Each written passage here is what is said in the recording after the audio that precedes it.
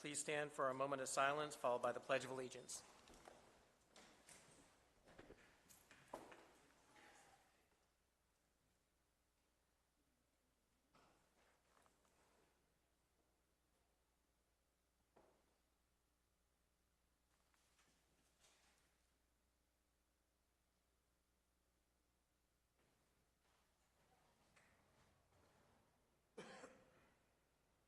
Let's begin the pledge.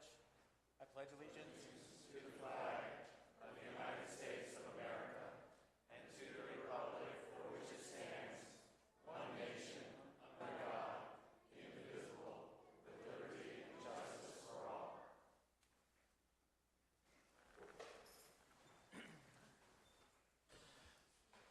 The council has received copies of the regular meeting minutes from August 6. Are there any changes or comments? Hearing none, the minutes are approved by unanimous consent. We'll now move on to the public comment portion. This portion of the agenda is designed for members of the general public to share thoughts on items of interest in the community. By law, council members may ask clarifying questions or discuss procedural matters, but are not permitted to discuss the policy merits of any issue unless it's scheduled for discussion. And today, for the people who are speaking, if you could state your name, let us know where you live and how long you've lived here. It's just, for us, it's sort of interesting to see where people are coming from. So we have 25 names on the list. I didn't know, are you limiting the amount of time? Yeah, well, let's limit it to 2 minutes, please. All right, so first up is Mr. Mansfield. Yes, my name is Jay Mansfield. I lived here 25 years. If you go to Antietam, you'll see that there's a big statue over there of General Joseph K.F. Mansfield. I looked him up, and I found out that he was an ancestor of mine. So my family's been here for a long time. And I want you all to know that I have evaluated this situation. I have a previous history of working with hazardous waste. I'm a chemist. I also have a degree in physiology. And I'm an expert problem solver, and I worked with the DOD after September 11th and created a system called Essence, which is now used all over the world and in most of the county public health departments. The idea behind Essence is that if we track healthy people and sick people, we can find out whether or not terrorists have created a problem for us with bioterrorism.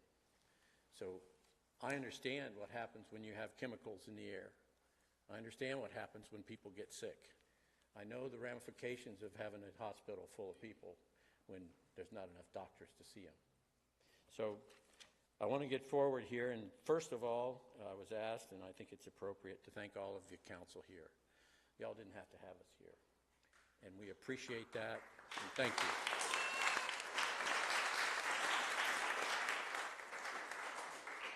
If Rockwool cared, they would have built a 20-foot berm between North Jefferson Elementary School and their plant. That would protect the school from any kind of explosions or hazardous problems. They have 6 liquid nitrogen containers, each of which is about the size of the booster rockets on the Challenger. They are liquid nitrogen. They use them to heat up things, okay? Liquid oxygen. And although liquid oxygen is not explosive, if you get it near a fire, all you know what breaks loose, okay? And right across the street from an elementary school, I think that's a real problem. The other thing is, those containers are not shown in any of the photos of the Rockwool plant. None of them. We didn't know they were there. Your time's up. Please consider submitting questions via email or paper documents. Next up is Jesse Capps.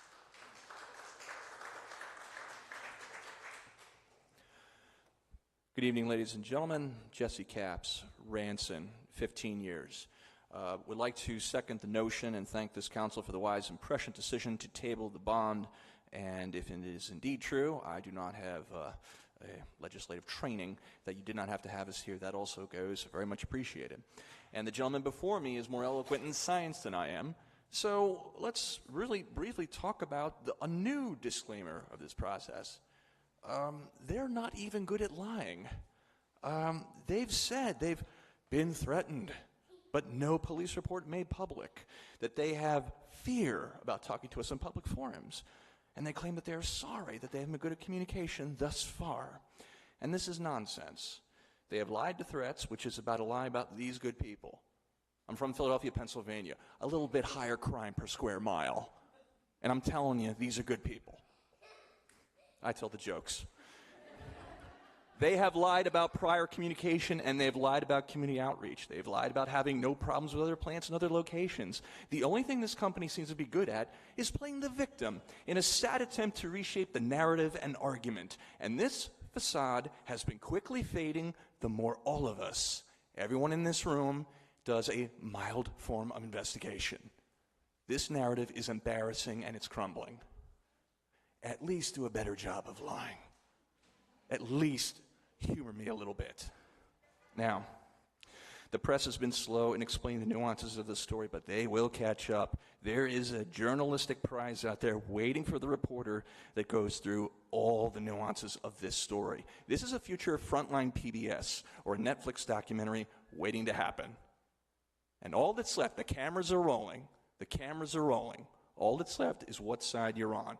I leave it to other people in this room who are more eloquent with the science. Your time's up. Thank you for speaking. Not bad. Thank you, Jim. Katie Meckstroth. Katie Meckstroth.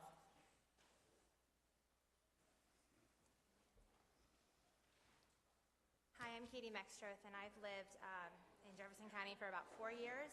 I want to start off by saying thank you for tabling the discussion on the sewer bond at your last meeting. I was there. My husband was not. He happens to be with me here tonight. Tonight was supposed to be a date night for us. We found out, well, at least it's in this envelope, the gender of our baby. But instead of going out to celebrate and find out what it is, we're here tonight because this is so important to us.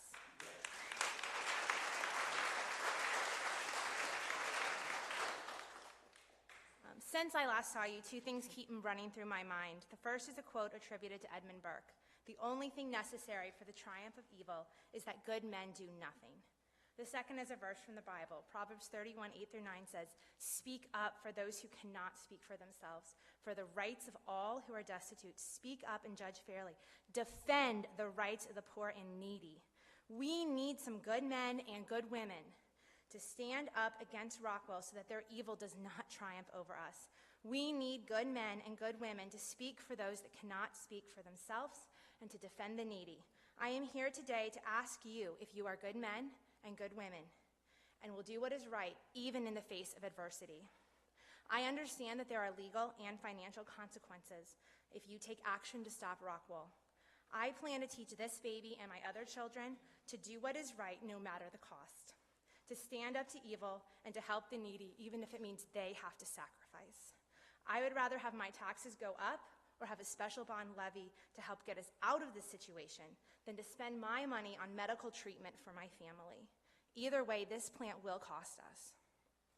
I want to thank Mayor Rogers and Council Bridgman for speaking out against Rockwell the last time we were here, and I implore the entire council to please stand up for the people of Jefferson County. Do what is right no matter the cost. Be those men and women we so desperately need to do what is right. Please stand up to Rockwell and speak out and help those who are not in the positions of power that you are in. You are Thank you here. for speaking. Your time's up.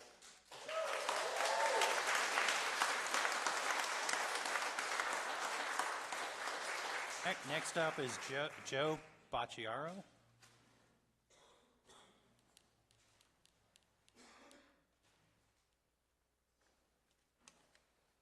Good evening. My name is Joe Bocchiaro, and I live in Harpers Ferry for, it was 1 year yesterday that we moved here to beautiful Jefferson County.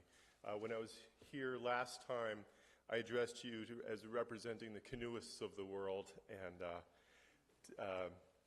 today, first I'd like to thank you for what you did 2 weeks ago to very, very thoughtful discussion on the sewer bond and referendum. But today I'd like to represent the children of Jefferson County, and they would like to say thank you to all our representatives for the free education on their summer vacation. Because of Rockwool, they have learned new vocabulary words and new phrases that we would not otherwise ever have known or would have been talking about at the dinner table. So what we learned this summer: formaldehyde, shoestring annexation, volatile organic compounds, infrastructure degradation, photochemical smog, conjunctivitis, carbon dioxide, non-disclosure agreements, ozone, light manufacturing, sulfuric acid mist, particulate matter, benzene, pollution dispersion, methanol, mineral wool, pilot agreement, petroleum coke, self-monitoring, sulfur dioxide, inversion, slag, light pollution, mesothelioma, acid rain, and carbon monoxide. So now that they know about these things, please don't let Rockwool bring them to our neighborhood. Thank you. Thank you.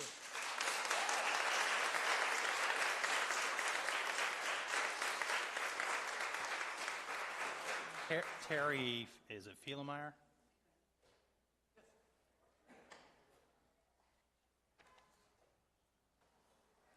Like others before me, I'd like to thank you all for hearing us out. Name is Terry Fielmeyer, and I'm from Harpers Ferry, and I've been here for 7 years. We're here talking about the same things that we talked about last time, which we shouldn't have to talk about at all. And that's the introduction of a plant in Jefferson County that is one of the largest polluters in the country. How did it get here? It got here through subdivision and obfuscation. You know, it's very evident why Ranson annexed the site in 2004, and then when they got a nice client, they gave it all kinds of names. They called it Shuttle and the Granny Smith line. Now that's kind of really out there. But what it did was allow a certain group to know the inside story, and the rest of us didn't. We found out about it quickly, and we're now thousands against this project. But in talking about it, I mentioned last time that these folks are going to dump 26,000 gallons of sewage into what is now your treatment plant. And nobody then seemed to know what was going in there. Now, this is not residential sewage. This is chemical sewage. Do you know how that's going to react with your plant and what have you? If you don't know everything that's going in there, I have not seen a sewage treatment flow as far as chemical analysis and what have you. So your time's up. Thank you for speaking. Okay.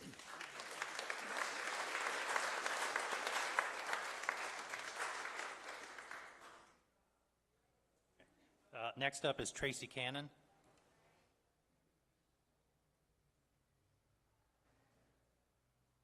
Good evening, and thank you for hearing us once again.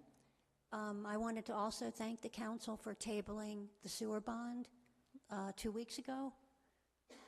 And I just wanted to say something that's pretty obvious, I guess, but it bears saying. When the Rockwool people come to you and talk to you, or when their lawyers come to you, those people are all doing that as part of their job. They're all getting paid. The 75 people you see here in front of you, they're not getting paid. In fact, we're all losing money and losing sleep and losing our free time, and all these parents have paid babysitters to be here tonight. We're just here with our voices. This huge corporation that's coming and trying to threaten us, or making all of us feel threatened, has all the money in the world and all the resources in the world to influence you all and the other local governmental bodies. We have nothing but our voices, and they have all that money, and they're doing that as part of their job. I'm getting repetitious here, so I'll stop. But it's obvious, but it bears stating, I think. Thank you. Thank you. Micah Mextroth?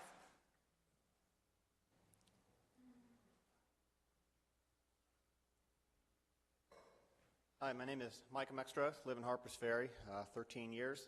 My wife's got the envelope. I'm looking forward to finding out the gender of my kid. And that's why this is so important. I've got 2 other kids. I got 1 on the way.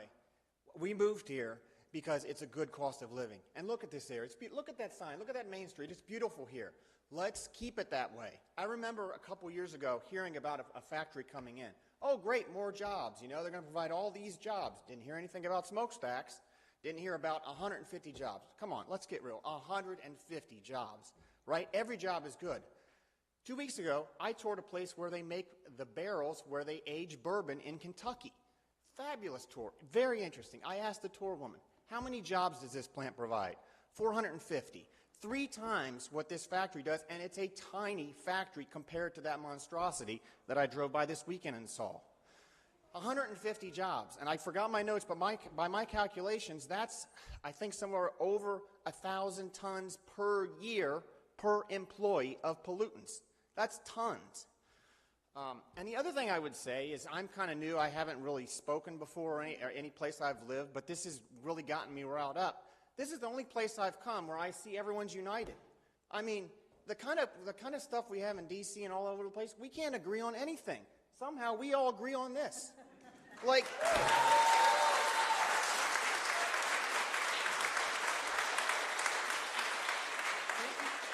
thank you so much for delaying that vote. Let's keep up the good fight. You guys have the power. Let's do what you can.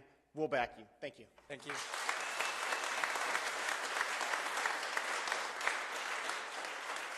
Next up, Kirsten Lee.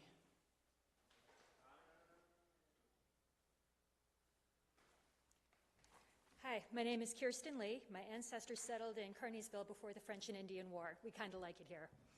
We understand that because the Rockwool project was fast-tracked, no environmental impact study was done. Decisions of this magnitude cannot be made without due diligence. Your constituents beg you to take on that due diligence in these weeks leading up to the sewer bond vote. Research every angle and rely on independent facts and thoughtful, complete deliberation before making decisions for all of us. Rockwool is hosting open houses this week. Demand that their information be properly cited with independent references. Fact-check each of their claims before you accept them as truth. We are, and we're finding more lies of both omission and commission that could be referenced in this speaking time. So have the courts. In 2013, a Danish court ruled against Rockwool for violating the, quote, rules of fair marketing by lying about a competitor's product. Furthermore, quote, in 2011, Rockwool was convicted of similar behavior in the Netherlands and in the UK. They say that the production water will be recycled in holding ponds. A Google Earth photo from March 14, 2018 of the Mississippi plant shows a clear breach of the holding pond with runoff flowing into a stream. Think about the effects of such a breach in our karst geology. They've told us they don't get complaints, but quick Google searches pull up countless newspaper articles and videos proving local residents in multiple locations, countries, and timeframes take issue with the smell and the pollutants. Their very foundational claim that Rockwool is a safe insulation alternative is refuted by a 2017 study.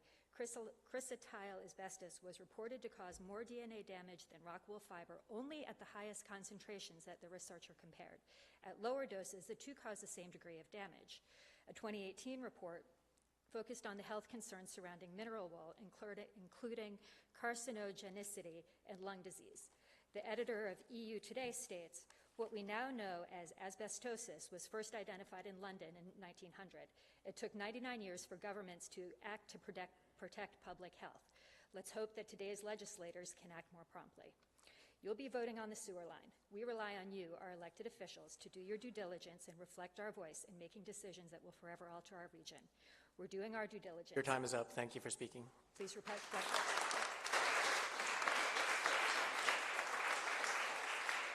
Gina Biller. Gina Biller. Thank you for taking the time to hear us today, and thank you for also allowing to table the bond on the septic. I've been here for 45 years. I've raised 2 children, and I have 3 grandchildren here. We live a mile and a half from this plant. We never got anything in the mail. We never got any kind of indication that this thing is going on. And I have grave concerns. I've spent 20 years at FEMA and doing emergency management. And every county in the United States has what's called a CERT program, Community Emergency Response Team. This place has all kinds of things that can cause fires, they can have big spills, they can have an explosion. Our county is not equipped to handle this. Our volunteer firefighters are the only things we have. We have some equipment. And we need an impact study also, but I don't want to, I'm sorry, I'm not a speaker, but I have a lot of concerns, and living close, I have more concerns. I talked to the Department of Homeland Security here in our county, and apparently we don't even have an active CERT program right now. All the people that were trained and released. We were given a bag, a flashlight, and a helmet and told to go help our neighbors. If something does happen, they're not going to call us at the racetrack or the college or at Rockwell. They're just going to handle it themselves. We don't have this. We need more power and more help in this county to take care of things like this. I really implore you to please get the impact study and see how this is going to affect us before you say yes to anything else. We need to put a stop to this, see how they really are going to affect us. This is right across from a school with volunteer firefighters. Who's going to evacuate that school when it has to be? When things explode, or those barrels he was talking about terrify me when they spill, and accidents. We're talking 65 to 100 vehicles up there a day, trucks. So I implore you, please stop this. Let it slow down. Let's find out more information before. From my understanding, there's 90% of these chemicals can be controlled and taken out another way, but they don't want to spend the money to do that. Now, we're talking about... Your time is up. Thank you for speaking.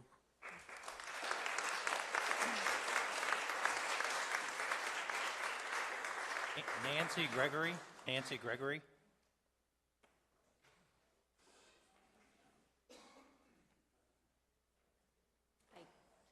Charlestown resident for almost 34 years. High levels of carcinogenic, neurotoxic, and flammable chemicals. Rockwell's factories are illegal in Europe because of the toxicity. Just because our environmental non-protection agencies allows it doesn't mean that we have to take it. The Rockwell people don't care if they poison our citizens. They care only about making money. Rockwell's PR open houses Q&A campaign is a huge joke. Where were their well-publicized open houses 1 year ago? Their time to be asked questions expired the day that our elected and appointed officials sold the heart and soul of this county. I've had my questions answered by chemical engineers, environmental scientists, toxicologists, medical doctors, oncologists, geologists, hydrologists, an engineer who went to one of Rockwell's sites and reports of a conversation with people who live near another Rockwell site. Rockwell failed the test and has been deemed to be extremely unsafe. I call on my county officials to stop this project from going forward and removing Rockwell from this county, no matter what the consequences, because we already know the consequences of having them here. Stop giving them chances to speak, because nothing they say will change the facts. One of our governing agencies needs to stop this plan, even if it means breaking a contractual agreement. Let them sue, which I doubt they will do. Personally, I welcome a lawsuit. Then we can unravel this thread and dig up all the dirt from our state capitol to our own backyard. Who got paid what, when, how much? Why did our fearless leader, John Reisenweber, go missing in action after pressuring the Jefferson County Development Agency into approving this plant? Spending more time with his family, perhaps getting out of Dodge before any of his family get poisoned. Why are officials in our state capital pressuring certain officials to get this plant's presence here secured quickly? It isn't like this company is good for the state. Free water, free sewage, no income tax for a decade. It is time that the citizens of West Virginia stop giving in to corruption by allowing outside interests to ruin our state. Your time is up. Thank you for speaking.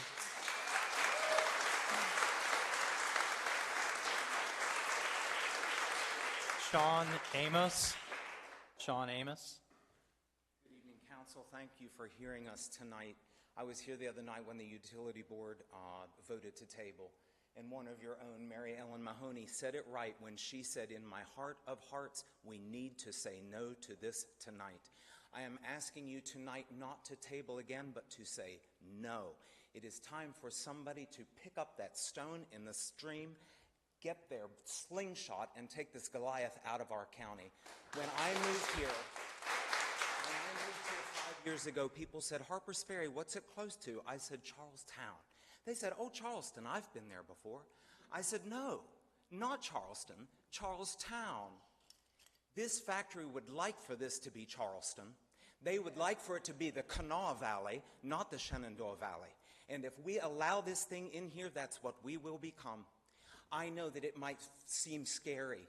You're a small group that has it's just this little sewer. But somebody has got to pick up that stone and fell this giant. Bulldozers are moving. People are saying that we need studies. I don't know about you. I don't need someone to tell me that 393 tons of pollutant is better for me than without 393 tons. There is no way that someone is going to tell me while these bulldozers are moving that a study is going to tell us anything that is going to change our minds. I beg you to be Charlestown. Do not be Charleston. We don't need the sort of thing that goes on down there. Our children don't need it. Our lungs don't need it. Our animals don't need it. Our plants don't need it. And everybody who moved here to be in the Shenandoah Valley, not the Kanawha Valley. I beg you tonight to say no. Don't table. Don't delay. Bulldozers are moving. We have your back. They want to sue you. Who has their back? We do.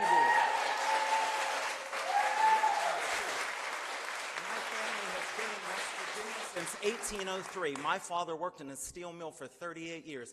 I know what it's like living in the shadow of a smokestack that puts out toxins every night. All day Your time long, is up. Thank you for 24 hours a day. speaking. Do the right thing.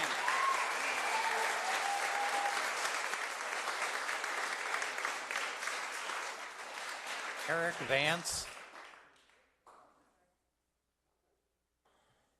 Thank you guys for hearing me today, and I do want to thank you because you are the only government entity in our local area who's did any positive action so far by tabling that vote, and I implore you to go a step farther.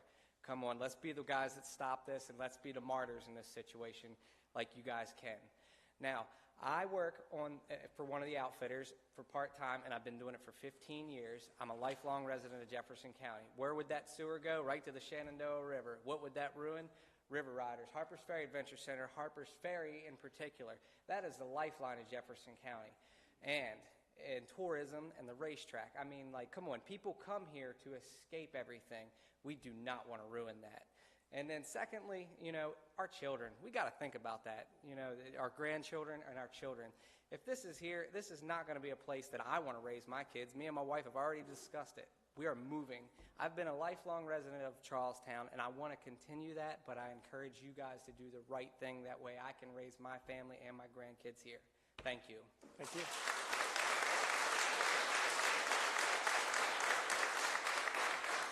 Kevin Hall.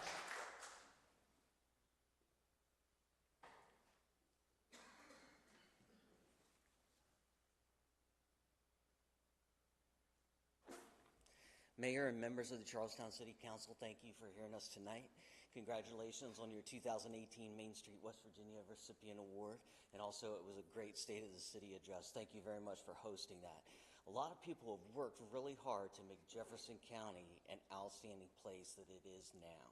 And I want to thank you for tabling the bond and going into some more information gathering on this subject.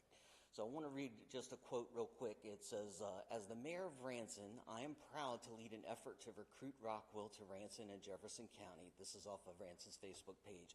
Ranson was formed by an industrial manufacturing community by Charlestown Mining and Manufacturing Company. At one time, it was the hub of manufacturing in Jefferson County.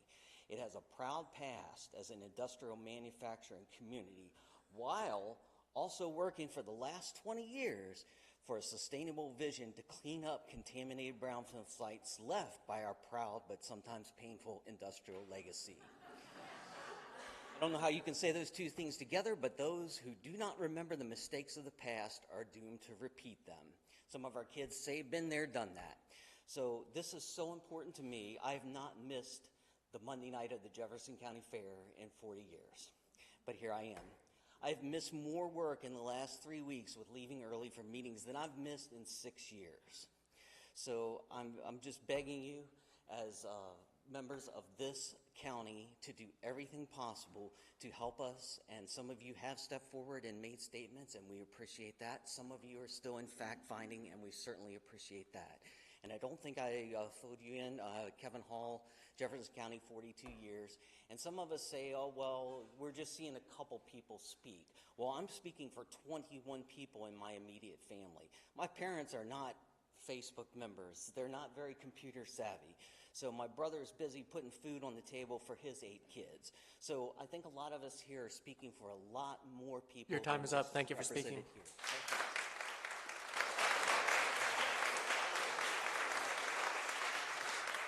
Thank you. Regina Hendricks.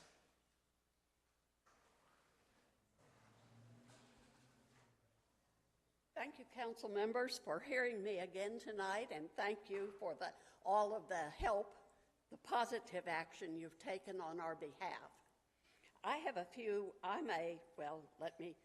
me give my information first. I'm a native West Virginian, and I moved here in 2009 to get away from the Chemical Valley. And I guess I let my guard down. I didn't know this was happening, and so here we are. But I have a lot of questions. Jefferson County has the lowest unemployment rate in West Virginia at 3.9%. We don't need this heavy industry. Our Berkeley County neighbors are at 4.7%. We don't need it. And I'm cutting some out in the middle here that tells about how our state uses our tax revenue to clean up the mess that they made before I was even born. When I look at the projects the West Virginia Development Office is bringing to our area, I'm only seeing polluting and dangerous projects, like the gas hub they want to put near Huntington. Could it be that the European Union's stringent environmental regulations are leaving only heavy industry available for export? I believe something is rotten not only in Denmark, but in Charleston too. Are they selling West Virginia's lax and unenforceable environmental regulations with a wink and a nod? I think so. So I beg you once again to help us stop the bulldozers, help us dig out the truth about how this mess landed in our lap. I moved here from Kanawha Valley to get away from sickness and poor health, so prevalent in southern West Virginia. I believe we've all had the rock wool pulled over our eyes.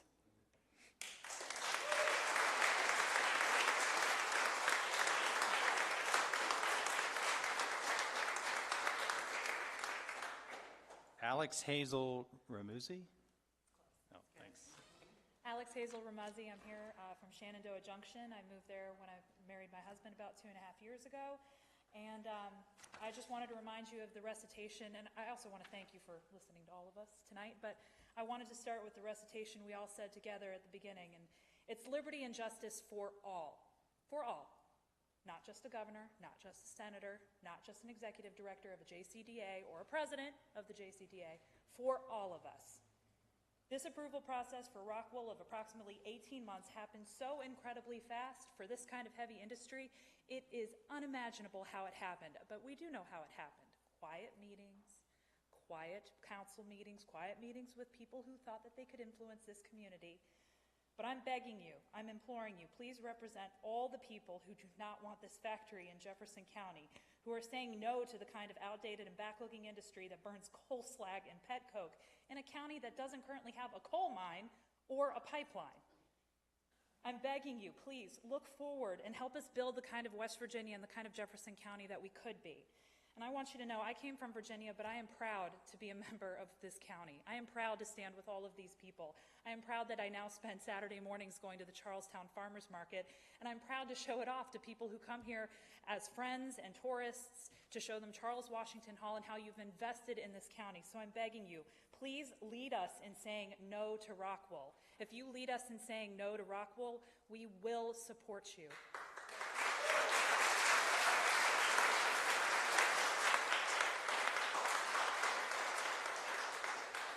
Daniel Anders.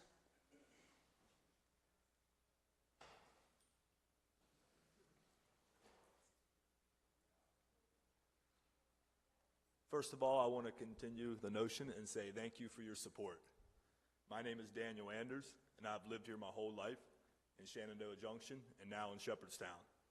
I've also taught in this county for 11 years, and I attended North Jefferson Elementary as a small child. I also had childhood asthma. I would like to think what my mother might say if she was sending me to a school directly across from a smokestack. You could actually ask her. She's right over there. It would not be positive. I'm sure she would feel anxious, angry, and even betrayed by some of her local government members who have pushed this through. That's the feeling that many families who sent their children to North Jefferson and T.A. Lowry probably felt today. They feel misrepresented.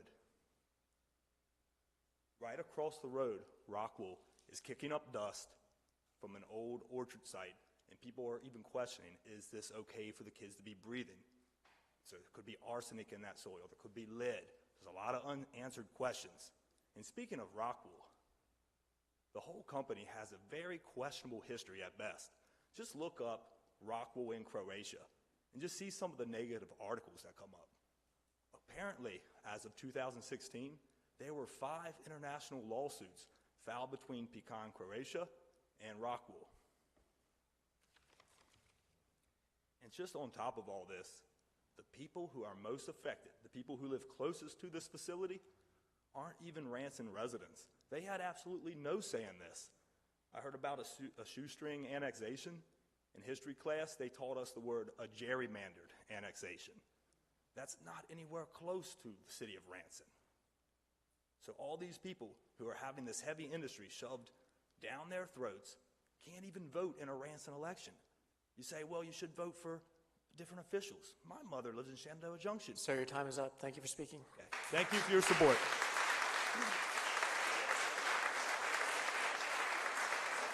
Graham Sutherland.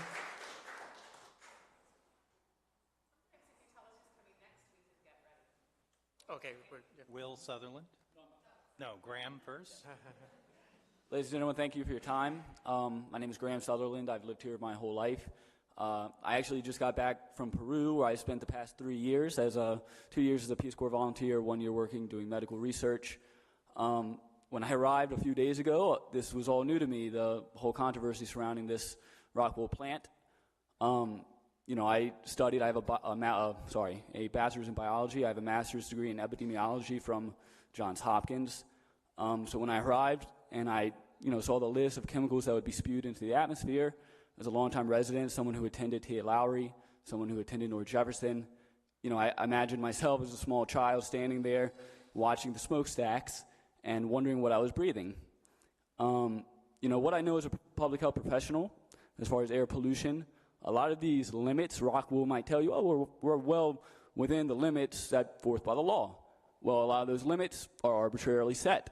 The people making those limits are policymakers, not public health experts. Public health experts might weigh in, but that might not be the limit. And just because they're operating within the limit does not mean it is safe.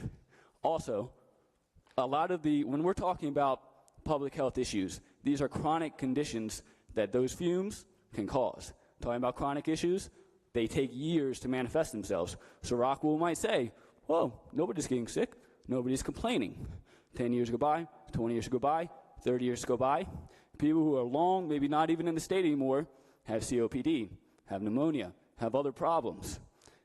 And, unfortunately, the people who are going to be hit the hardest by this are people who don't even have a say, which are young children going to North Jefferson, going to T.A. Lowry. And, I leave it to you all to make the right decision. I hope that you vote no to this and, stop this, or at least try to find out more. Thank you. Thank you.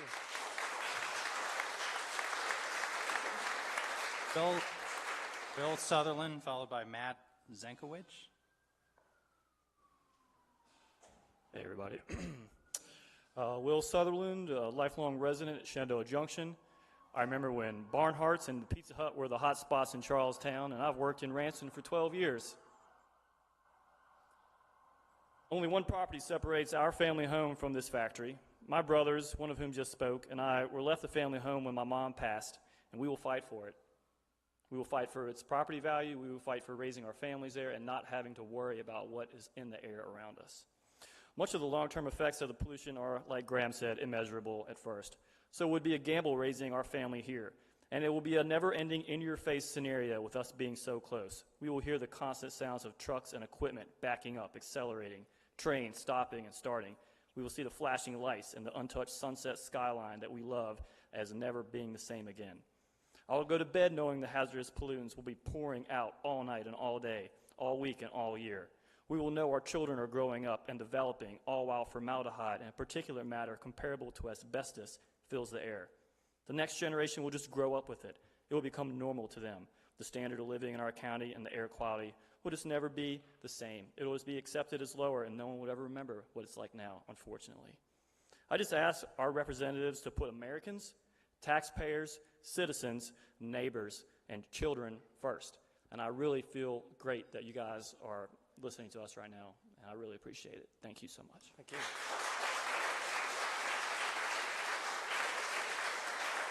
Matt Zankowicz, followed by Matt Robinson. Great. Thank you. My name is Matt Zankowicz. I've lived in Charlestown for 5 years now.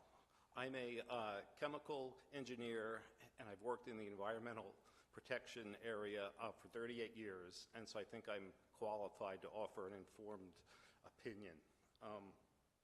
Based on their permit data and EPA's national emissions inventory, the Rockwool plant would be the second highest emitter of volatile organic compounds in the state. Now just think about all the nasty stuff West Virginia has down in the Kanawha Valley, but the Rockwool plant would be the second highest emitter of volatile organic compounds in this state. I have verified this for myself. There are 470 tons per year of volatile organic compounds would be the second highest polluter in the state.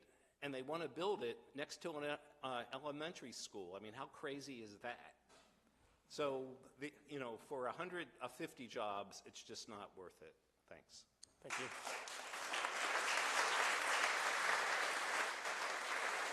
Pat Robinson, followed by Scott Hastings. Hi, Matt Robinson. Thank you for hearing our comments, and thank you for delaying the vote last time y'all met. I've lived in Jefferson County for over 18 years. I came here for a job in the environmental conservation area, and I didn't think I would stay here this long, and I'm still here because I love it. There's a lot of things I could talk about tonight. I want to draw your attention to two items. One is the Rockwool company is saying that they'll use between 100 and 125,000 gallons per day of water. According to PSC West Virginia case number 180657, the Jefferson Utility Incorporated agrees to maintain the capacity to deliver not less than 500,000 gallons of water per day to the Jefferson Orchard site and Rockwool facility. That's 500,000 gallons is equivalent to 2,778 residential homes' average daily consumption. So, one, that's a lot of water. Two, that's a lot more than Rockwool originally and continues to say that they'll use per day, which is in the 100 to 125,000 range. And then third, where will all that water go? So they may not use all that every day, and they may use a lot of that at their site, but that also may mean a lot more is going to go into the sewer. So I think we should consider that. The other thing is, this plant's been compared to the plant in Milton, Ontario, in Canada, and the company's been quoted several times saying, everything's fine, nobody gets sick, nobody's complaining. I just want to show you a number of articles that are in the Canadian Champion newspaper. And these are Rockwool problems resurfacing. Homeowners say something stinks. Rockwool is spending $3 million to eliminate odors. Website ranks Rockwool as town's biggest polluter. Sir, your time is up. Thank you for speaking.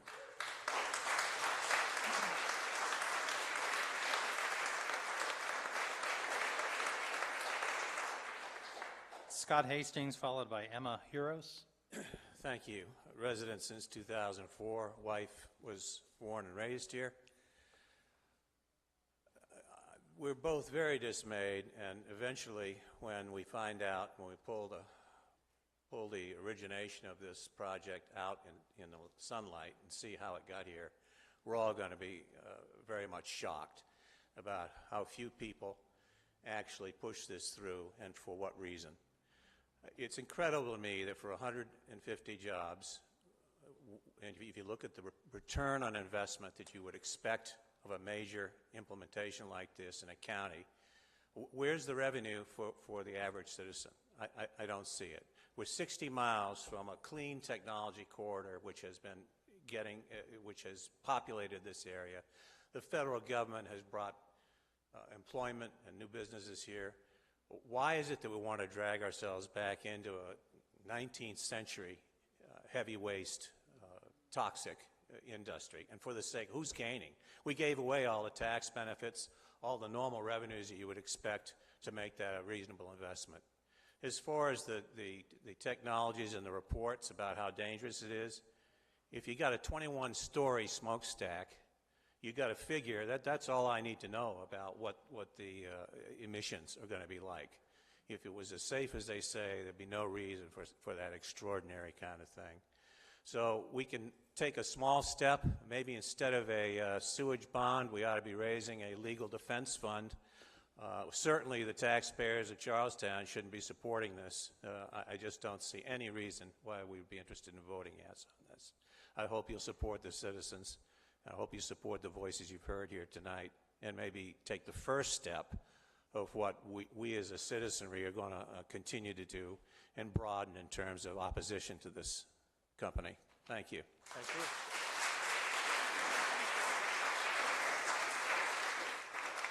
After Emma, Beverly Ross. Hi, my name is Emma Huvos. I've had the privilege of living in Charlestown for only 3 years, but my family goes way back. My great-grandparents moved here in 1940 to open a dairy farm, so I do have some roots here.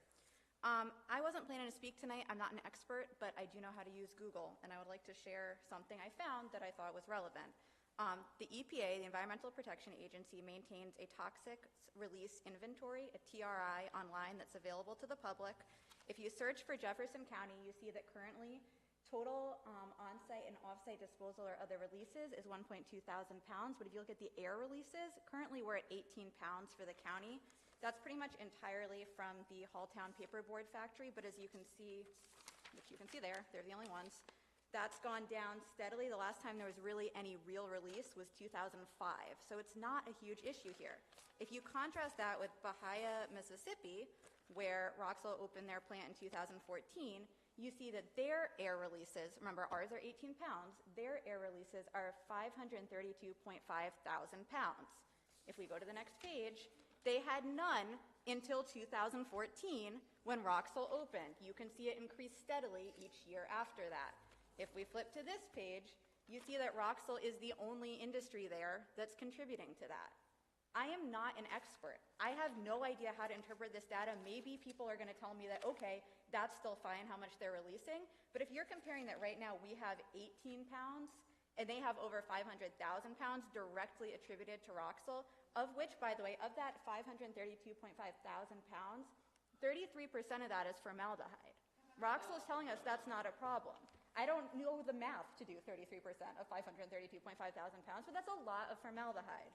So if I'm capable of doing a quick Google search and finding this, it really leads me to wonder why more people in power in this county didn't do the same due diligence. And I really appreciate that you all here today are expressing an interest in looking into this further and that you have the power to take a stand against this. I'm going to leave these here for you in case it's helpful. Thank you.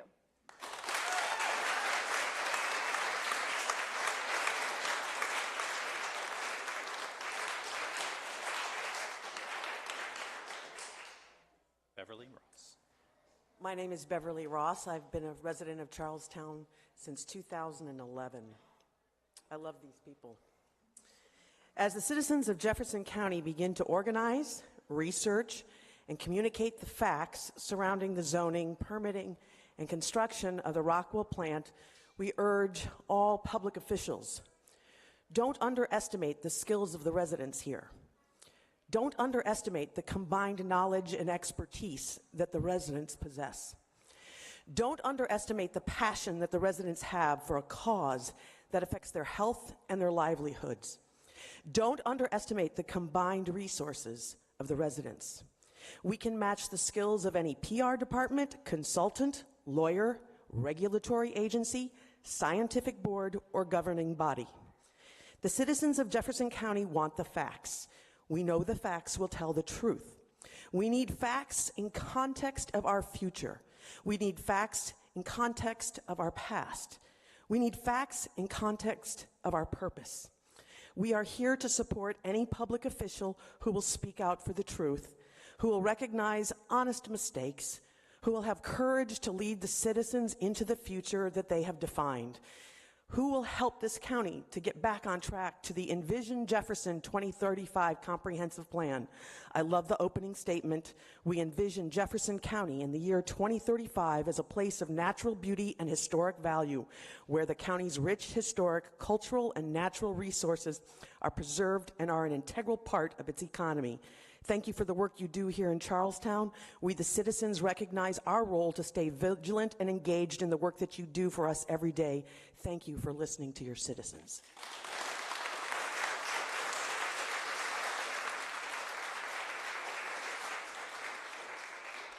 Jamie Gregory, and then Timothy Robinson.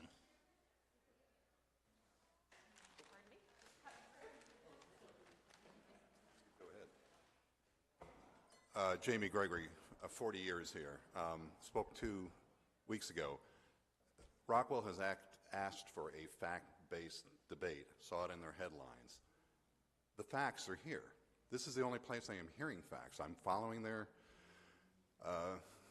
PR, and I'm following some of the stories in the newspaper, and they're very vague. You ask them a direct question, a reporter asks them a direct question, you get, well, it's not an impact that makes an impact. That's not a fact. Some people have mentioned, well, don't they think we can Google? I think that's part of the plan. Part of the plan is to make it so obvious that they're not telling the truth at times that people go, oh, that can't be right. It's a psychological tactic. Some people refer to it as gaslighting. Excuse the pun. When I spoke last time, 2 weeks ago, I said, reference Minden and look it up. I don't know if anybody did in the past 2 weeks. That's okay, I won't ask. But it'll be easier now because that place which I referred to as I wouldn't want Jefferson County to become, Minden, today was declared a Superfund site. That's not what I want for this county. Thank you for tabling the sewer thing, and I hope you will continue. You have the backing of all these people. Thank you for listening. Thank you.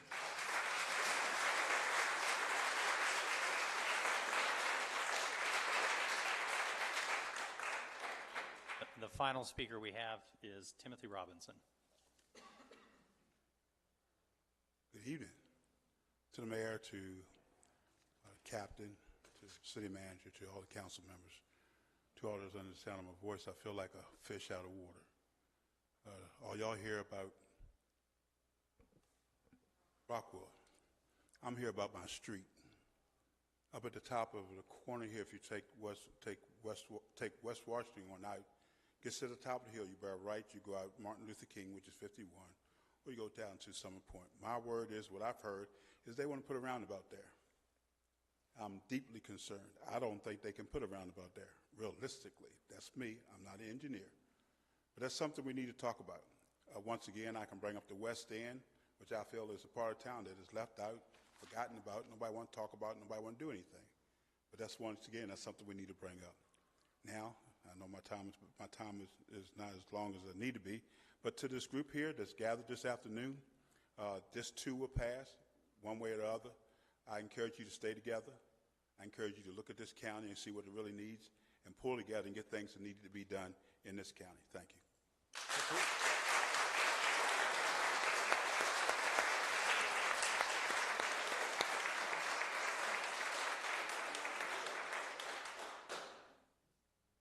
All right. I'd like to thank everyone for coming out and speaking their mind tonight. And certainly if you have anything that you'd like to submit that's in writing, we'd certainly enjoy reading it. Thank you. Move on to reports. Mayor's report first. I had the pleasure of attending the African American Heritage and Cultural Festival, and the parade was great, and the music and food at the after event was really just a great time. State of the City address went well. I have to thank council and Ryan Strategies and everyone who worked on that. Just great job for everyone who's involved.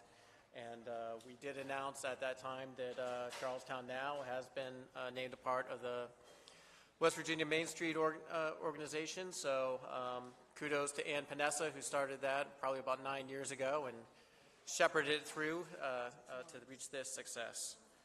Let's move on to the ward reports. Ward 1. No. Ward 2. Real quick, I want to thank Jesse Prince, Amy Panzarella, Liz McDonald, and others who are holding up signs of positivity this morning on the first day of school. My personal favorites were Hug a Teacher and I Like Your Shirt. I thought that was good. They also did some sidewalk chalk drawings to welcome the students back to Wright Denny. Also want to thank the organizers and contributors to the annual African American Culture and Heritage Festival, as well as the parade, especially the Charlestown Police Department. Thank you. Ward 3. Got nothing. Ward 4. I guess I'm up. Let's see, attended the parade and the State of the City address. Everything seemed to go really great. Also attended a PSD board meeting on the 7th of this month, which was approximately 3.5 hours long, which was enjoyable. Only real note I have from that, they need better chairs. They need better chairs, I'm sorry. Okay, good.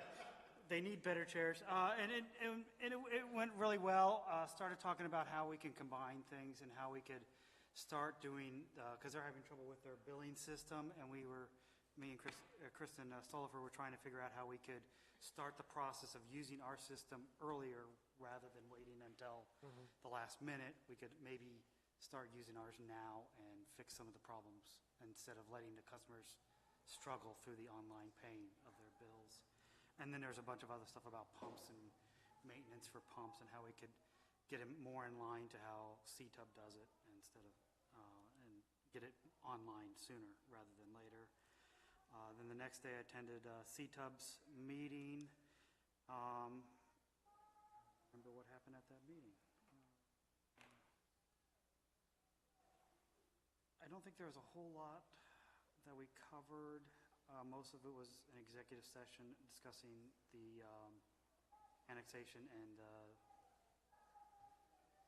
asset acquisition. So I don't think there's too much to do about that. And the next CTUB meeting is this Wednesday at 4 o'clock. All right, thank you. Let's move on to committee reports. We have 2953 Finance Committee Report, August 7th, 2018. Councilman Trainer's not here tonight, the chairman, but you were given the Finance Committee's report. One of the items we're going to be talking about under new business, the school-based law enforcement officer.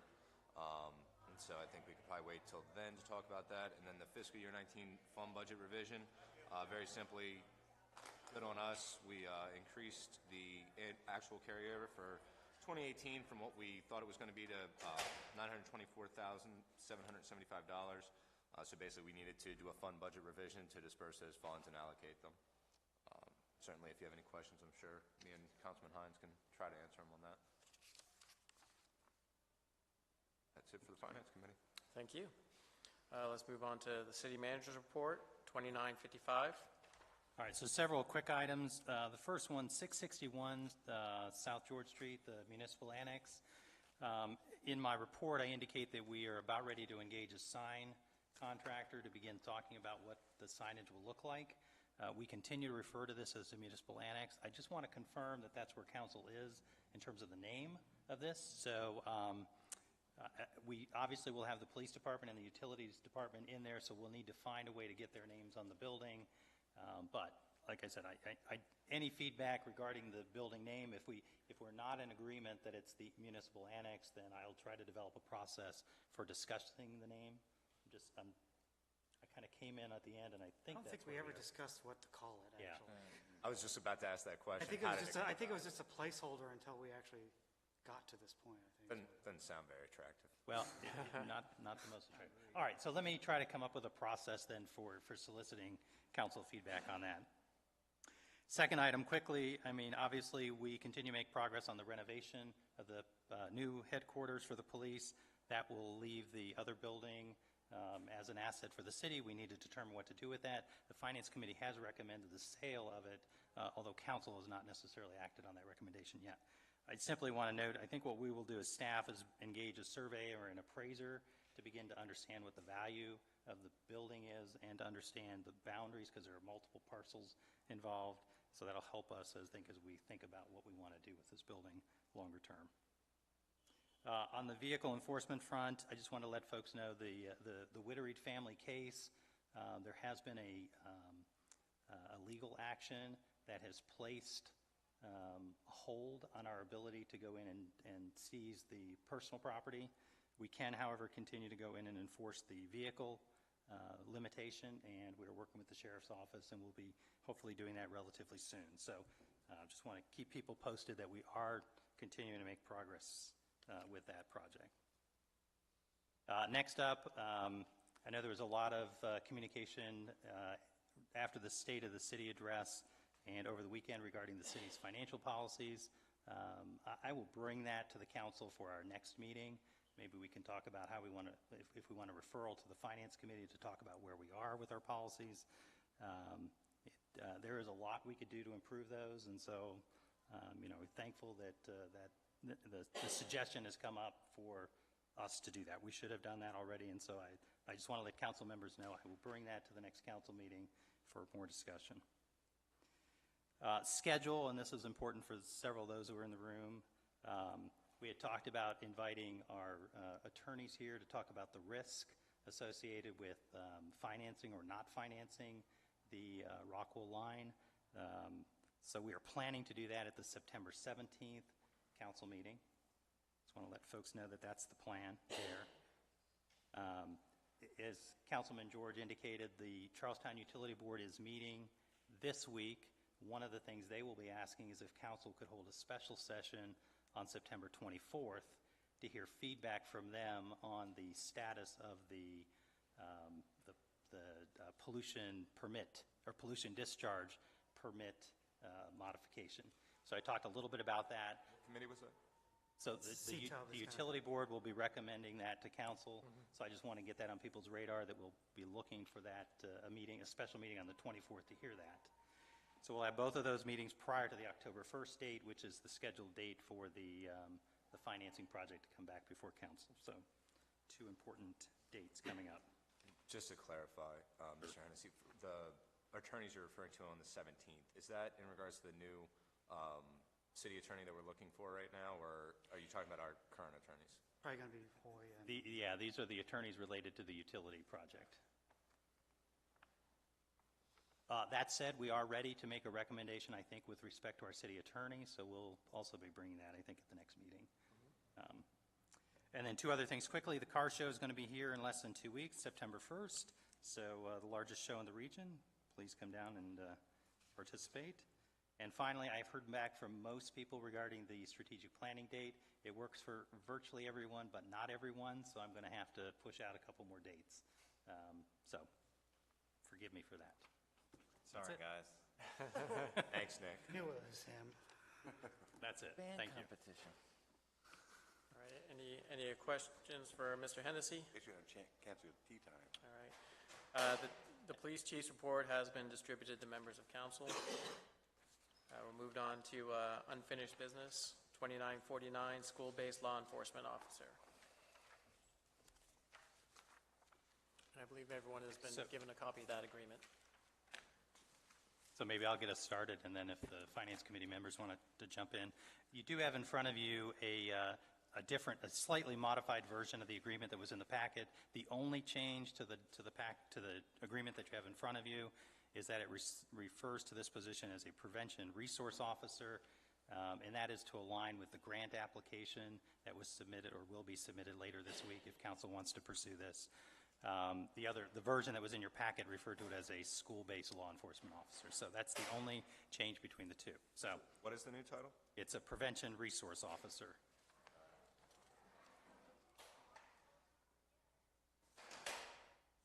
So basically what you have here is a request from Jefferson High School that Charlestown provide a resource officer on site to provide not only some safety but also some educational services as well related to understanding, working with law enforcement and what have you.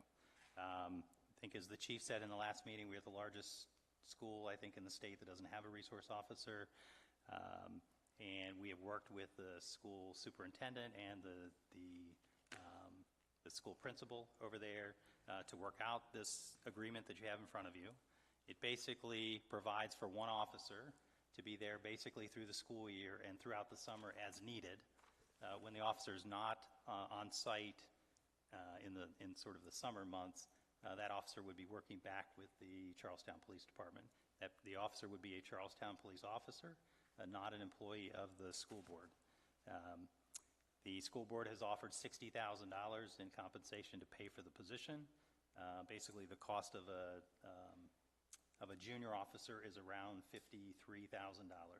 I don't think the chief envisions this as a junior officer that would be serving this role, but again, largely he would obviously be backfilling the position in his force with a junior officer. And so basically, this does feel like it's almost full compensation for the position itself.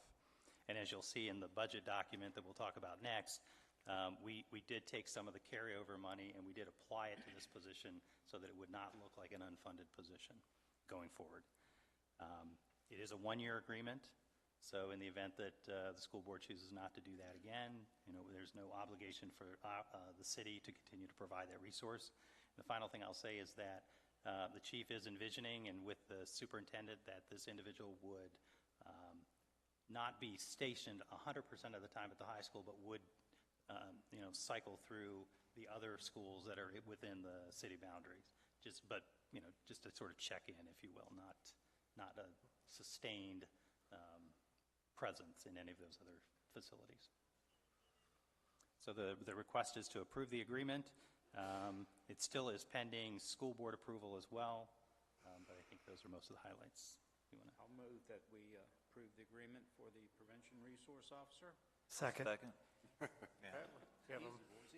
Hey, my kids go to that school, so yes.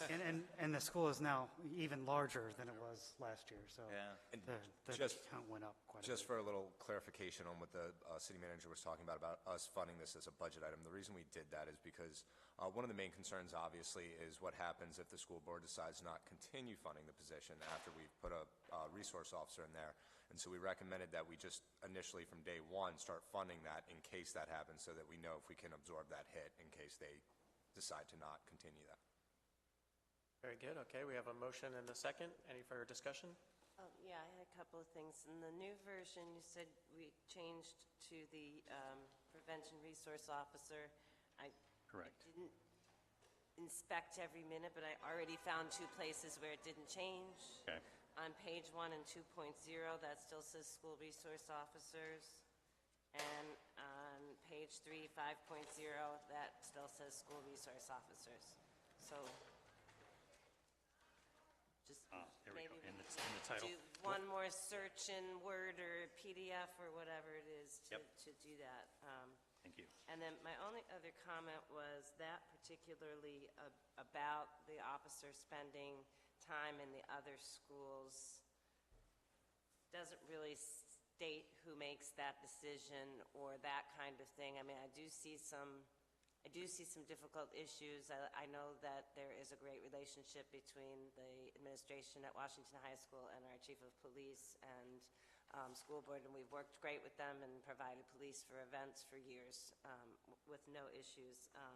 But my concern would be a principal directing the officer to do something in conflict with our chief of police. Oh, okay. And so that's, I think we've done our best to spell it out in this agreement, but that's a concern that I have. And hopefully we get the right people involved to be reasonable, but you know, that's the only pitfall I can see here. That's, well, to answer your question, Mike, 2.3 there that talks about they may also provide services to other schools as needed. It doesn't say who makes that call. Yep. And if the, you know, middle school calls up the high school and says, you need to send your officer down here now, how does that work? I think there is a section that There is a section that specifically says they're a city 6.0. employee. And it gives, it does give the school board the authority to be involved in the review process on an annual basis, but that their capacity is advisory. They're not the decision maker.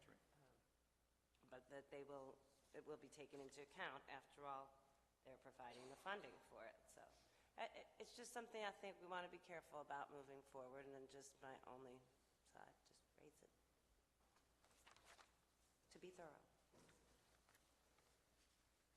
Very good. All right, do we have any other discussion points? All right, hearing none. All in favor? Aye. Aye. All those opposed? Motion carries.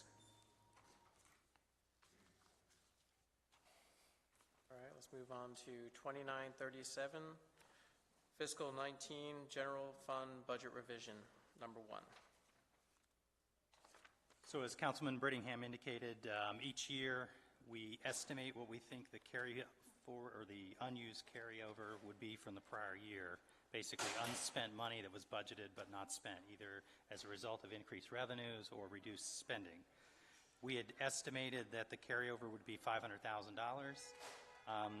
Revenues were up and spending was down to the point that we actually ended up with $924,000 and $924,775 of unassigned fund balance or carryover. So we're increasing this amendment basically increases that amount, the 500 by 424,775, and then the lower half of the table basically indicates how we propose to use it.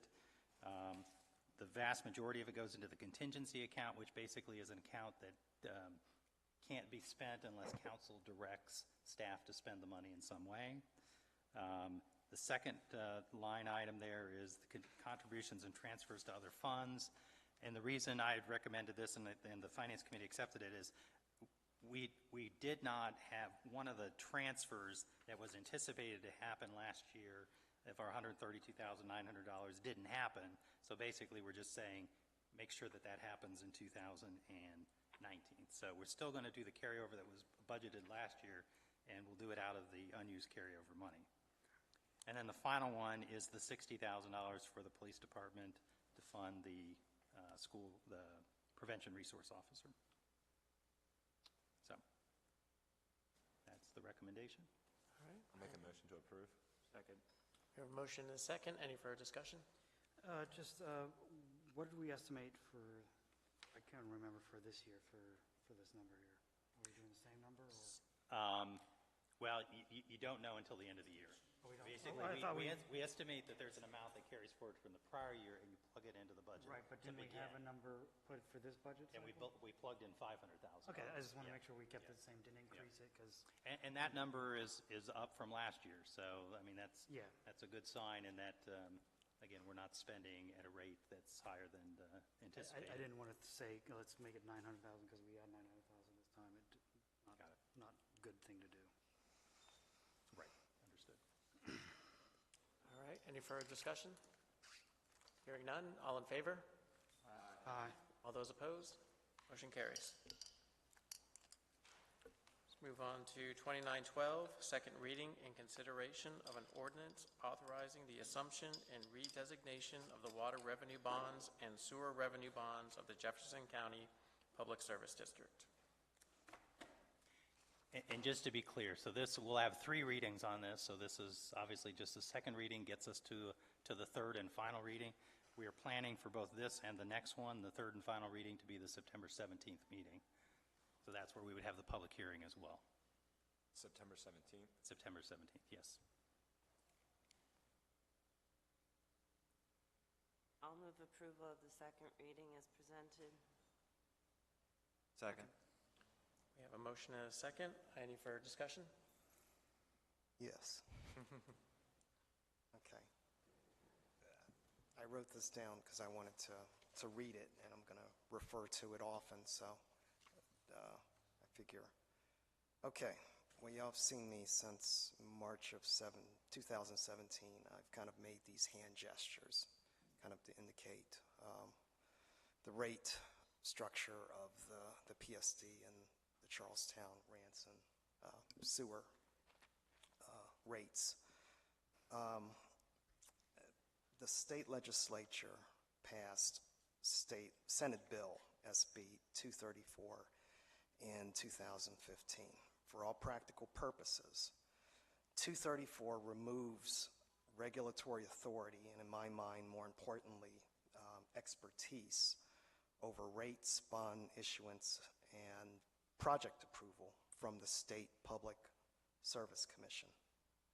This regulatory authority flowed, this new regulatory, or this transfer of regulatory authority then flows to the governing bodies of the municipalities through the state, in this case, this council, that own the larger utilities like Charlestown Utility, thus effectively making this council the regulator of its own utility. Now, this council just reapproved Ordinance 1407, which is the meat and potatoes of how Charlestown Utility functions. And except for changing the composition of the five-member CTU board that we appoint, we did not change any of the pre-234 restrictions, that being basically firewalls that insulate the utility board from the orders or the interference of the council. And this, as it's been explained to me, there's firewalls in order to effectively protect the bonds that the utility board basically manages on behalf of the city from interference from us giving orders or doing anything like that. So in terms of consolidation, the overriding justification in this consolidation process was to provide relief to the high rates paid by the county's PSD sewer customers, quite a few of whom are Charlestown residents in the new neighborhoods, versus you have the fairly, what I'll call low rates paid by the majority of the Charlestown and Ranson ratepayers. This sets up an inevitable conflict of which rates are we going to use going forward, and at what level are they to be equalized. And this is what I have been trying to stress for the last year plus. Now, Charlestown Utilities wants a year to let the dust settle until basically let the dust settle after the acquisition or the consolidation construction work before it says that it will have a handle on what those changes of the rates will be. Particularly, and we also have the new projects that have set down by the utilities 2018 strategic plan. So then, to make the argument then that basic due diligence as to whether, when I'm thinking about it, I want to approve consolidation of Charlestown Utility with the PSD, I do. I was the earliest probably proponent of it, and if you remember, I put forth that 555 proposal that got universally panned for regional utility, and that was shot down by our John Stump and the bond considerations. But in order to do the due diligence to approve consolidation under Ordinance 1407, I need to know what the medium-term rate estimates are. And I don't think that's difficult to provide, particularly since we've basically approved or going to be approving almost 400 pages of documents by the time this thing is over. So that's just due diligence. And then in order to perform my fiduciary responsibilities to determine if the PSD consolidation is in the interest of Charlestown residents and now Charlestown and Ranson residents, since we have effectively taken over the Ranson utility. Again, I need medium-term rate estimates of what those rates are going to be going out 3, 4, 5, 6 years, because we have such a differential. In order to make decisions concerning equalization, which is a separate subject from rates, before or after consolidation, once again, I need medium-term rate estimates. And then in order to perform my role as a regulator under SB 234, again, I need medium-term rate estimates. Now, since this council has accepted the utilities' arguments that to what the rate information is not likely to arrive in time, I don't think I can perform the necessary due diligence or exercise my fiduciary responsibilities or exercise regulatory responsibilities. And then until I get that data, I will be voting against Charlestown utility PSD consolidation in all the formats. Thank you. Thank you. All right. Any further discussion? All in favor? Aye. Aye. Are those opposed? No.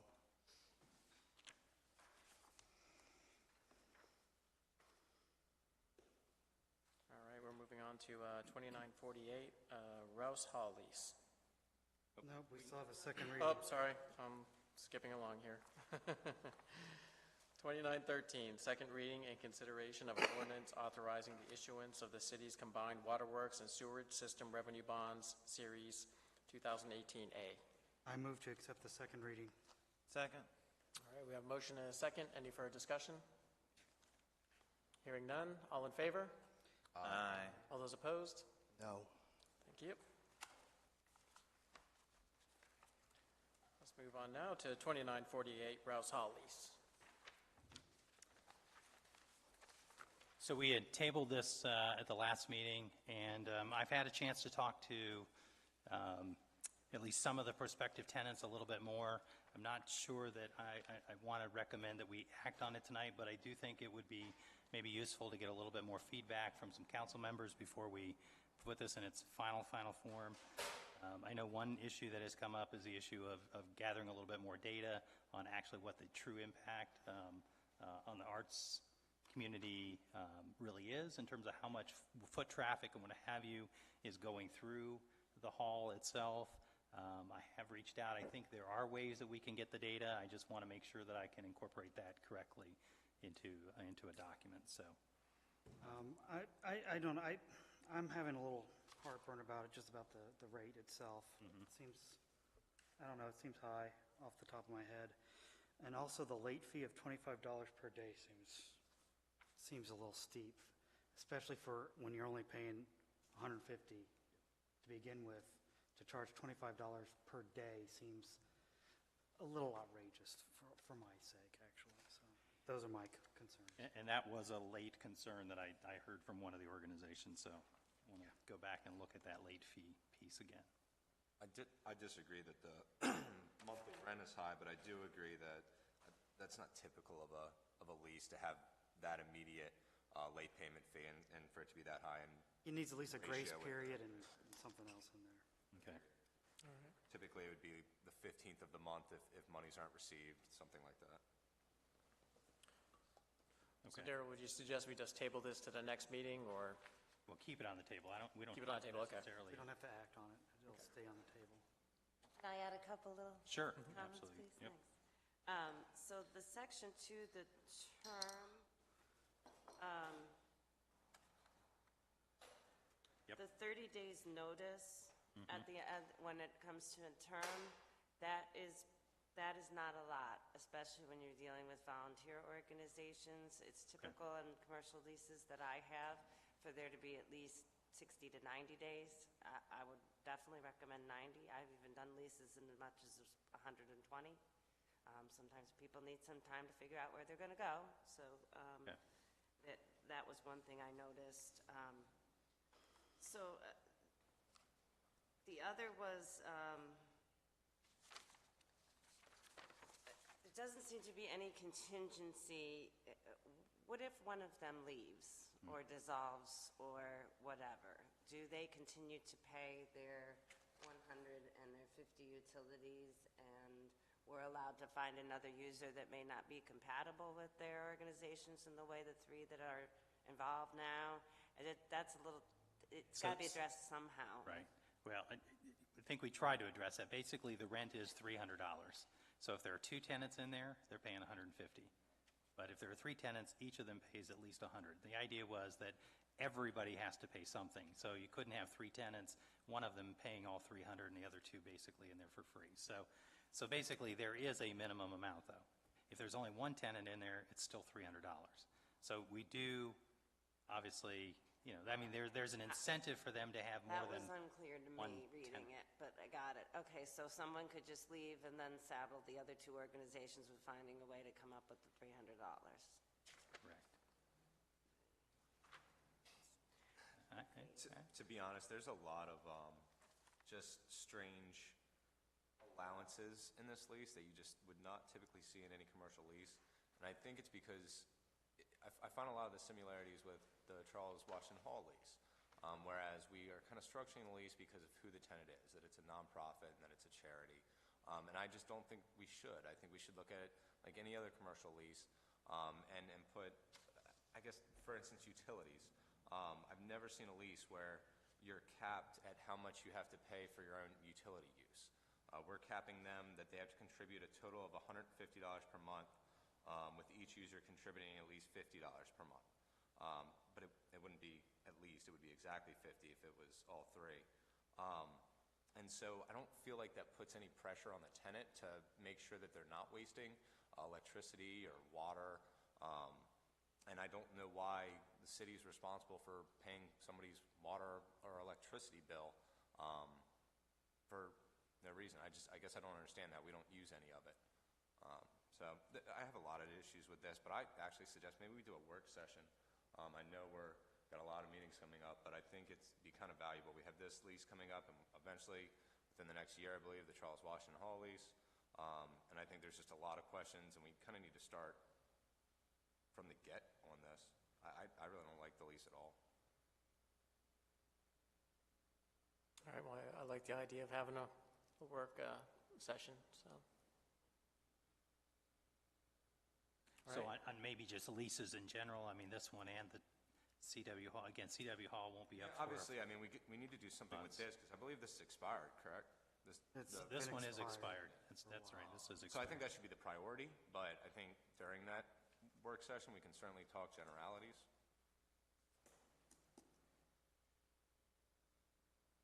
Okay, and framing the work session as, do you want to kind of work from this lease and kind of talk through the provisions and which ones we don't like and how we might change them? Or do you want to, I guess I just want to make sure I know how to frame the work session discussion.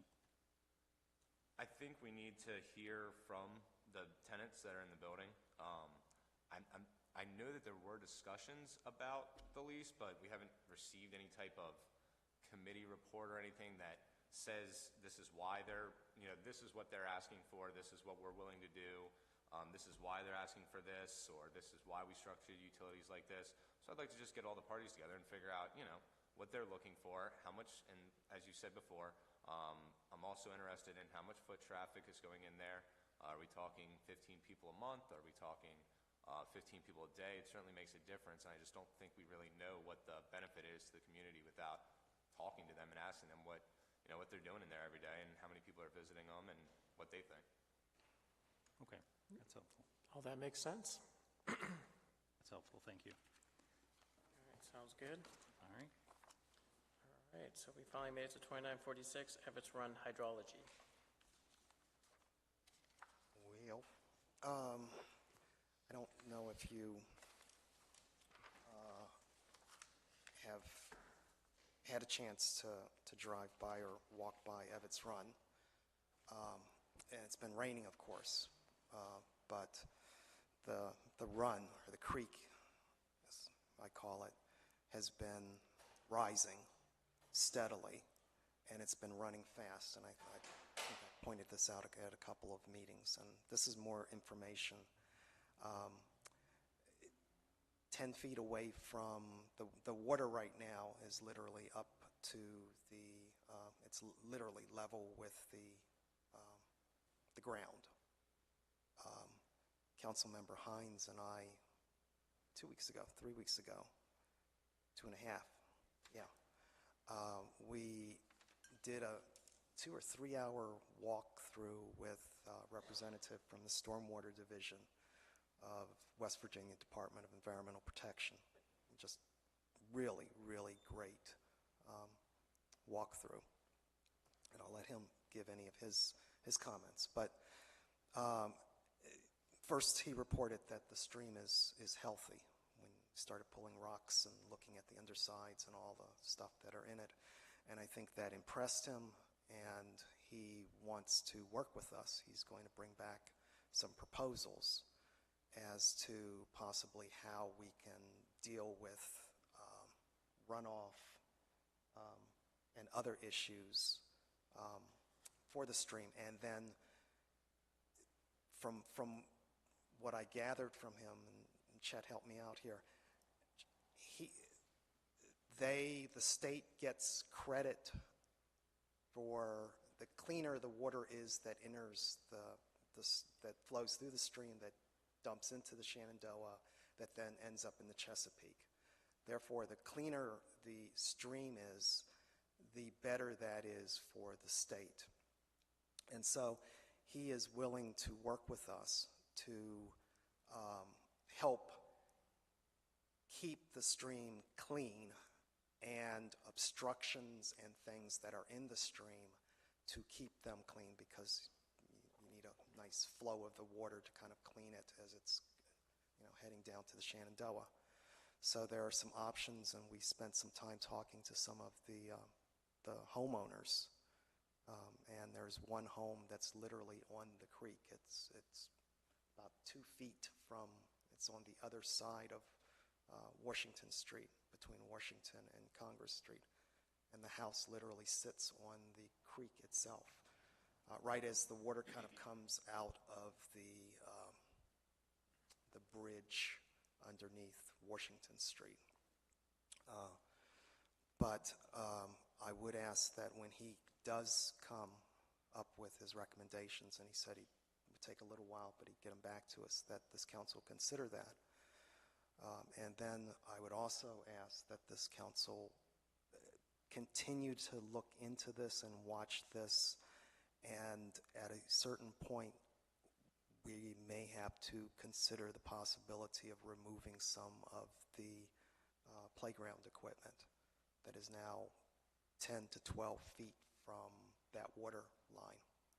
And that stuff is running very fast and very, very high. If a child gets in there, it's going to be a very terrible situation here. And we have playground equipment that's right on literally 10 feet away from that stream now that it's up and that high. So I asked, this was just informational, but I hope we can work with the DEP when they come in. Thank you. Thank you.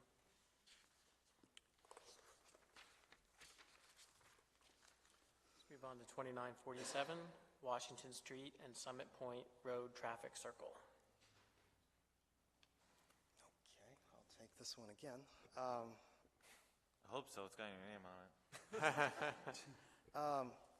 If you go into the Envision Jefferson County, the strategic plan, 2032-35 strategic plan for the county, there is a page, and I didn't make the slides. I know how y'all like my slides, but I didn't make the slides this time.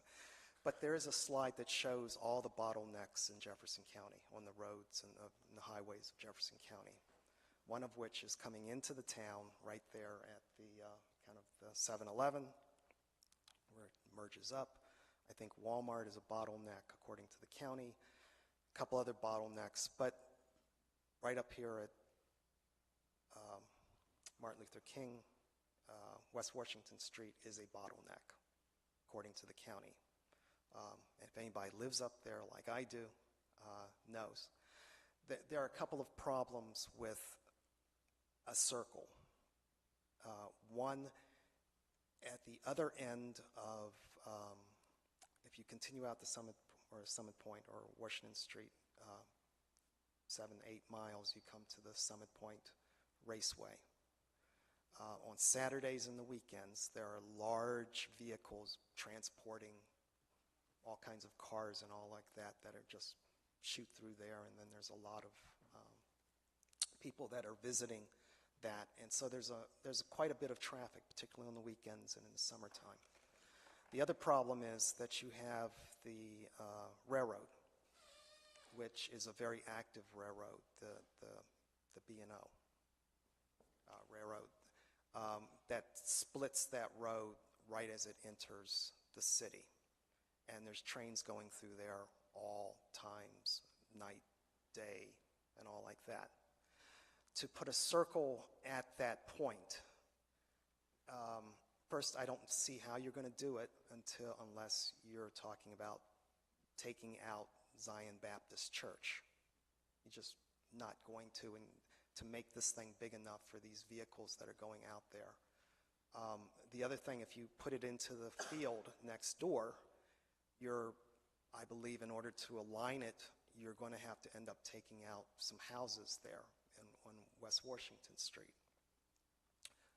The other problem is that whereas no one likes this circle, it is a speed bump that stops people from starting from the railroad tracks all the way to the first stoplight at Washington and West Street.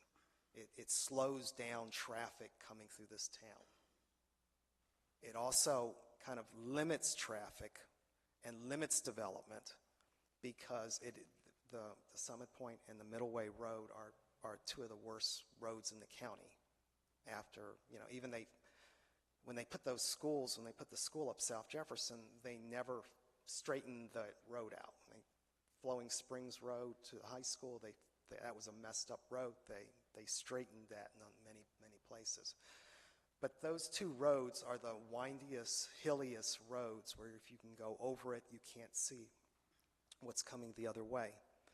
And my fear is that it's going to cause more development, probably between Tuscaloosa Hills and the Charlestown line, which is right there at the railroad tracks, which throws more traffic into downtown when our goal is to cut down on the amount of traffic that's coming through town and make this town walkable. The other thing is that there are no sidewalks on West Washington Street, so you're going to have this traffic literally coming that's basically from the railroad tracks that's not going to stop because it can go around the circle now and just keep going. And the sidewalks on Martin Luther King are occupied most of them by cars, and most people tend to have to walk out into the street to get around because the West End is a hill. It's the biggest hill in Charlestown, and you can't put parking in much on a hill, side of a hill. The other problem is that if we are ever going to create a lateral park and kind of connect the Evetts Run, the upper part of Evetts Run, with the part that we just had the brownfield cleanup of, that is in a low point, and when cars are coming down there, the way the houses are things and all like that, a lot of people cannot see as they're going across Water Street, which is the oldest street in town. It's the oldest part of town. And my fear is that children that are going across that street or anyone that's going across this street is going to get hit. And we are going to have some fatalities there. And we may end up having to put stop signs, not stop signs, but maybe things. Now, my request is that if the council's desires to continue on with this or to allow this to go on, then it needs to communicate that to the community. And then the community needs to kind of organize or not organize in that fashion and fight this. If that's the will of the council. If it's different or you want to change that, then I have been constantly requesting that this council go and sit down with the state highways department and become friends with them. Because the next thing that's coming up at the next meeting that I'm going to recommend is that we ask, try to have some partnership or communication, sit down with them and deal with the fact that they're going to put 50 curb cuts, 50 or 100 curb cuts. And we all know how this worked out the last time. And it's from the lowest bidder, and as I understand, that bid was too high, and so they're going to go back and reduce either the requirements or, say, the quality, and so you got the lowest bidder coming in with low requirements, 50 curb cuts. Do we know how this is going to go? And, you know, and I would ask that the council possibly task the street committee or a special committee to sit down and begin the communications with the state road in a very meaningful way, because our main street, Washington Street, is a state road, and George Street is a state road. What other things, what other benefits can the state road bring if they control effectively our two streets, our two main streets? What other benefits? Paving is one idea. Sidewalks are one idea that they might be able, they're going to do curb cuts, why not help us put in some sidewalks? The other problem is that the Roads to Prosperity program that was approved by the state, there are, I believe, 5 projects slated for this area near Charlestown, and I think 12 projects within Jefferson County. And as we found with the circle that they put up here going toward Leesburg,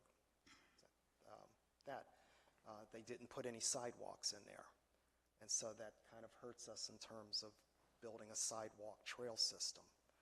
And again, I'm sure went to the lowest bidder. But I'm saying and then we have the right by Washington by Washington High School. They're going to be putting in a $40 million, I believe it's $40 million extension. They're going to expand the highway all the way to the Virginia line, which is going to impact traffic and accidents and everything right there. So I think we as a city need to they need the state highway and the city need to become new best friends.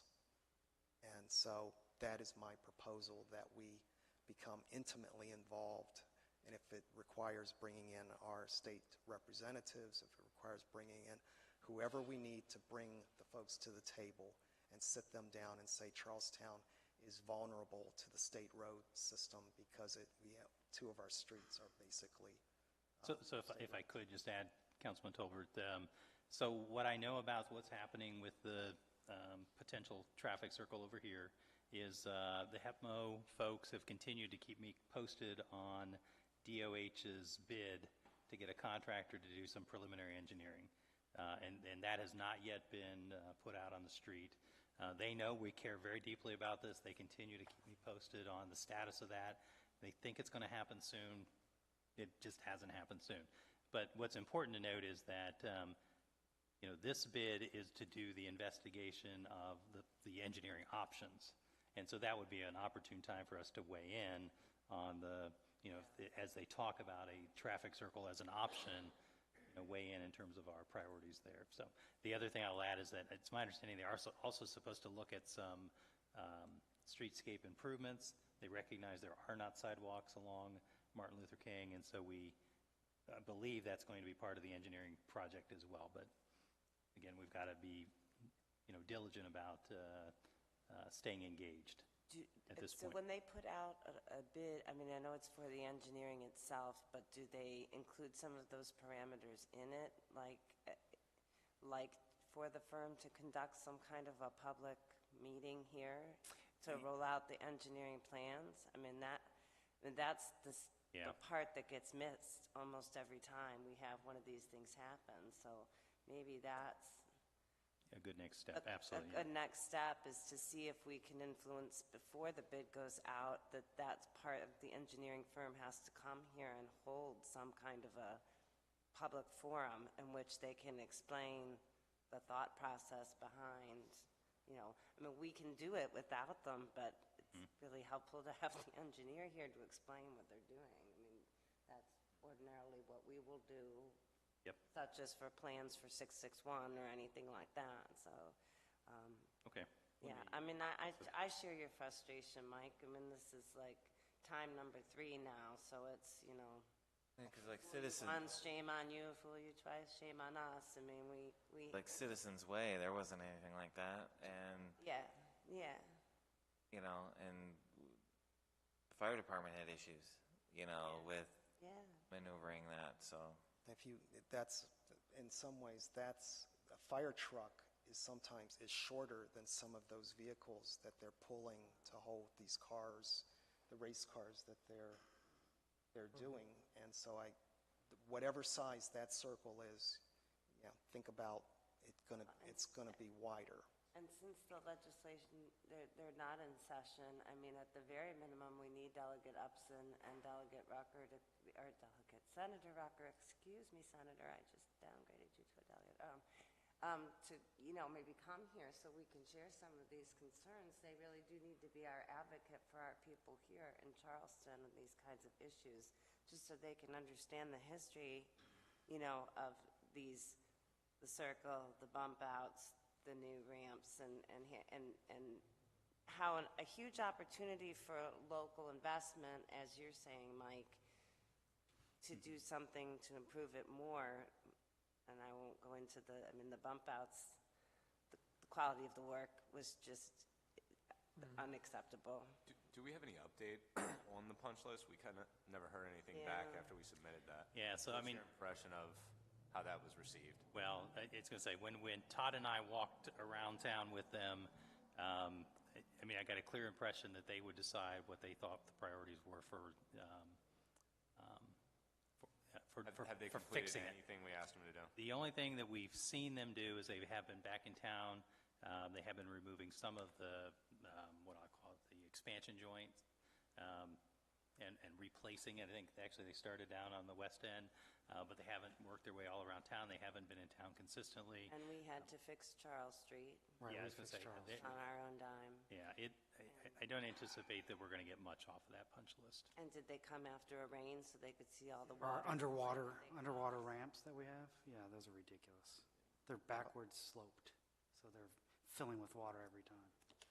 And that's kind of where I'm coming from. I'm not particularly in favor of sitting down and waiting for the state to come in and tell us about an engineering thing that they've already done. Particularly not, the bump outs are one thing, but this traffic circle, this is major for us. That's a major gateway, it's a major thoroughfare, we got to get this started now before they get anything out.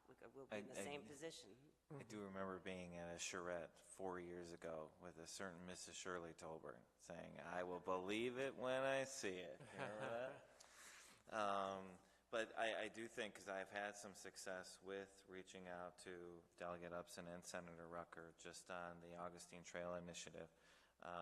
So they have been very responsive and helpful with letters and sending correspondence to Department of Highways and Secretary Smith and so on. So I think that's definitely an avenue we can pursue.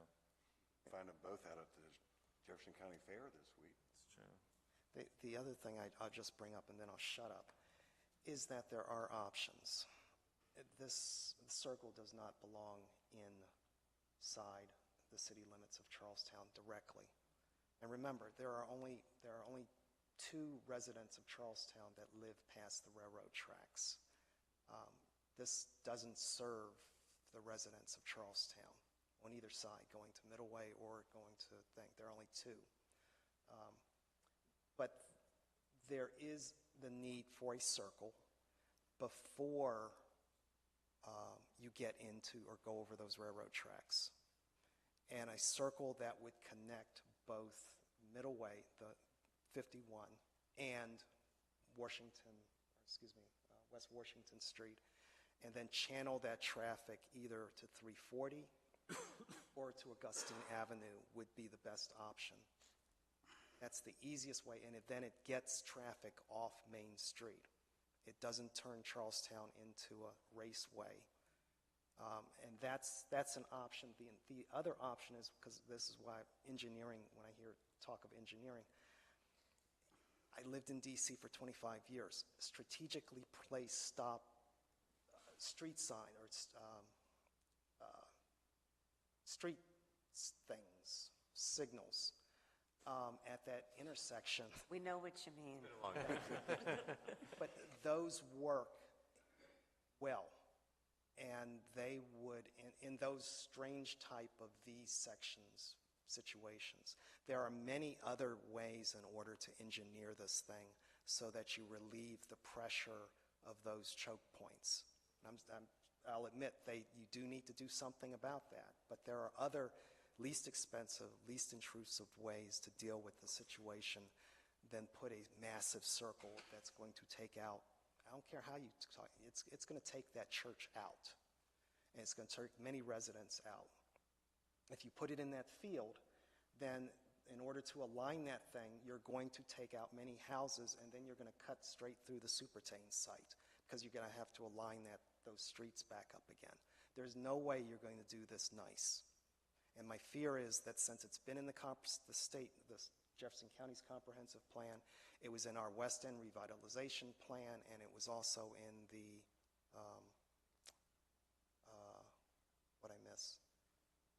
West End plan, revitalization plan, and the strategic plan, counties, that the state may say, oh, this has already been on the table and been talked about for years and years and years. Therefore, we don't have to go through all of this stuff because the communities agree that we should be doing this in the first place. So I ask that this council, that we do what Nick has recommended, what Ann, and we really begin that relationship with the state. And I would say in all regards too, not just streets. I think we kind of get forgot about over here because we don't have some of the bigger needs that a lot of West Virginia does, because we are doing well, but we don't see anybody coming here to kind of talk to us and listen to us. And we've shared these concerns with DOH, and they're not doing any of it. They're not reaching out. So I'd like to see it not just streets, but let's start getting a little more proactive with the state. And hey, you need to speak to us, especially when you're doing projects right in our town. And so those are the principal local elected officials that I should begin with? Upson we're in and Rucker? Upson's and Senator Rucker's immediate service area. I mean, the other 2 local delegates are really Shepherdstown, Harpers Ferry, and Middleway. I don't want that 3rd district. Inwood. Part of the And I think, since that road, if you get that list of the road to prosperity list, it literally impacts Ranson. They're going to put a circle in Ranson. And I think it's near the school. They call it by different words and all like that, but when you figure out what it is, there's a lot of work that's going to impact the other municipalities too. And so this isn't just a Charlestown thing. And the other municipalities may be interested in kind of joining in this conversation. That's not a bad idea. Some of the other municipalities are having similar issues that, we can invite some folks down here and they can maximize their time and have City of Ranson and Harpers Ferry talk a little more to that. I think there's one in Shepherdstown that's rather large too, isn't it? Or it might be outside the corporate limits, but But it the impacts big them thing, it's going to impact their traffic. The most expensive, I think it's $72 million we're projected for Jefferson County. And the biggest thing will be Huntfield and Washington High School, where they're going to be expanding the highway. So we just really have to stay on that. All right, sounds good. Any further discussion on this item? All right, let's move to approval of bills 2954. I'll make a motion to approve. Second. Motion and a second. Any further discussion? Hearing none. All in favor? Aye. All those opposed? Motion carries. For a motion to adjourn. So moved. Second. Second. All in favor? Aye. We are adjourned.